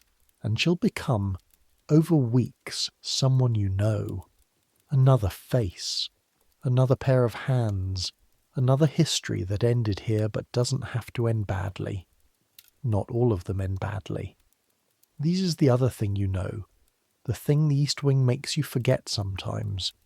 but the morning rounds remind you of not all of them end badly. Harlan Moss at the card table. The man from the farm crew who recovered from his summer fever and was back planting in September. Mrs. Park's students, some of them, transferred to proper orphan homes in the eastern part of the state where they'll learn a trade and eventually some of them stand on the street in some city with their whole lives in front of them. Not all of them. Enough to come back for. The building breathes. You close your eyes. 400 people in the same brick building under the same grey sky, breathing the same December air. The old and the young and everyone in between. The ones who got here by losing everything slowly and the ones who arrived in a single terrible week. The ones who have been here so long they've lost the habit of imagining elsewhere.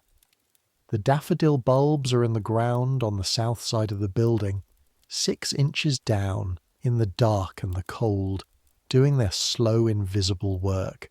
They don't know it's December. They don't know how long it's going to be. They just keep at it, in the dark, waiting for the warmth that is absolutely going to come, the warmth that has always come, the warmth that will come for them as it came for every daffodil that went before them, as it will come for every daffodil that comes after. April is a real thing. April will come. Your eyes grow heavy. The December outside the window is silent now. The bells long done, the streets of Norristown quiet. The stars are there. The building breathes. You breathe with it. Think of the hands you've held today, the bowls you've filled, the small iron spoon on a 3-year-old shelf, the cracked knuckles of people who built things, who planted things, who made things with their hands for 50 years, and arrived here at the end of it and were still making things, still planting, still reading, still saying a name in the dark. This place has been here for 40 years. It will be here for decades more. The people inside it will change, will come and go, will arrive with nothing and leave with nothing, will be classified and reclassified and move from ward to ward. But the building will remain, and the work will remain, and the question it poses will remain. What do we owe each other? Not an abstract question, a very specific one. What do we owe the 67-year-old man with the bad hip who can't work anymore? What do we owe the 3-year-old with the iron spoon who didn't choose any of this? What do we owe the 81-year-old who planted 63 roses on a fence in a house that was sold to cover debts? The building has been trying to answer this question for 40 years. The answer it's giving is insufficient. Everyone in the building knows it. You know it now too. But the question keeps getting asked. In newspapers and state inspections and quarterly budget reviews and the quiet letters written by Methodist women to county commissioners. The question keeps getting asked, and sometimes, not always, not enough, but sometimes, the answer gets a little closer to what it should be. That's not nothing. Sleep now. The building breathes. The stars move slowly through their arc. Somewhere in the east wing a hand is being held. Somewhere in the basement annex, a boy who reads better than children his age is dreaming about Ohio. Somewhere in the cold October ground, things are growing in the dark. Let the sounds of the building fade. Let the coughing become part of the rhythm. Let the cold and the smell and the weight of the day release from your hands and your back and your chest. You are warm enough, fed enough, here enough. You've done what you could with the day you had. Tomorrow will ask for the same thing. But that's tomorrow. Right now, there's just this. The quiet after midnight. The stars. The building breathing. Let it all go quiet. Let sleep come the way April comes. Slowly, then completely, then already here. good night.